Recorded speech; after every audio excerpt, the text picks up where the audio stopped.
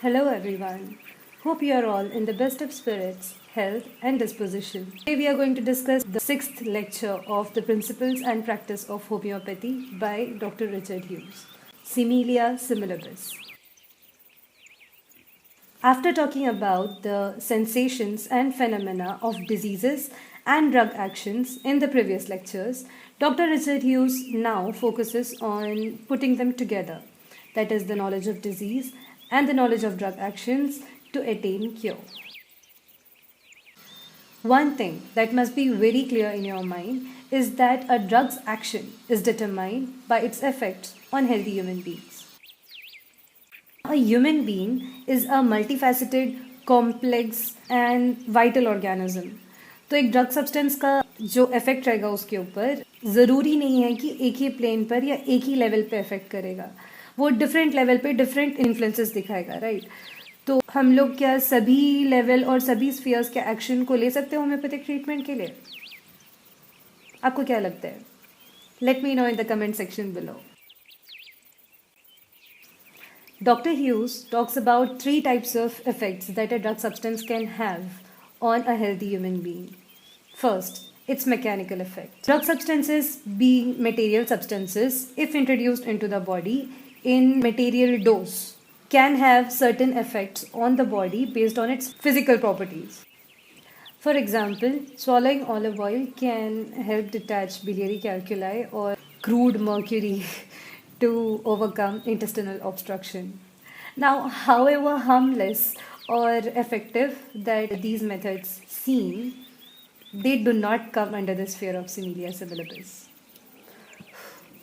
Next are the chemical effects. Drug substances with chemical properties can exert the same effects in the organism that they have outside. For example, an alkali will neutralize the acid in stomach as much as it would in a test tube. So it's obvious कि homeopathicity का H भी नहीं है इसमें. The third and the last type of drug energy is the dynamic energy. Dynamic energy is called so because it is apparent only in the presence of life. To define it, dynamic energy is the reaction that a drug stimuli can excite in a living matter. So the dynamic energy is manifest as a vital action.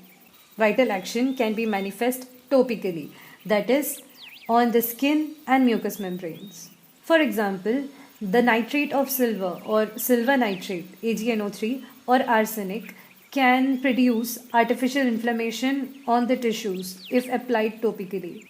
In the same manner, it can also cure topical inflammation because it excites artificial inflammation in the already inflamed tissue, which leads to the cure of the original inflammatory attack. It may seem that the therapeutic law of nature is being applied here, but the effect of other topical agents fail us miserably. For example, arnica would resolve contusions. However, it won't cause contusions if applied on healthy parts. Calendula wouldn't cause wounds, although it resolves wounds. Also, the fumes of osmium can produce idiopathic eczema. However, it does not cure it. Can you think of any other examples? Please share with us in the comment section below. Now, Dr. Richard Hughes tells us that the dynamic action of drugs must be exerted on the patient's self rather than on the guests for whom the patient, against his or her will, is playing the part of a host.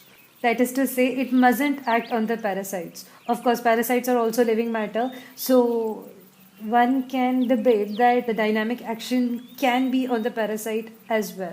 It can be, of course, it is not Similia Similibus.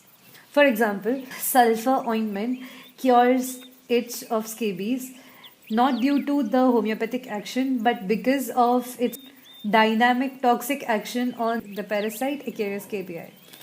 Same way, santonin kills roundworms, Felix Mars kills the tinea, so on and so forth.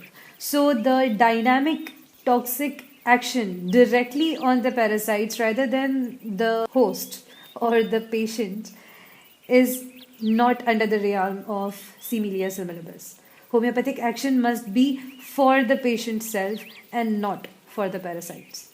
In the similar manner, certain drugs have a special effect on the new growths or adventitious growths. For example, mercury and iodide, that's also not Similia Similibus. Dynamically acting drugs, influencing the living matter, neither parasitic nor adventitious. Doing this constitutionally and not merely topically are called as homeopathic medicines.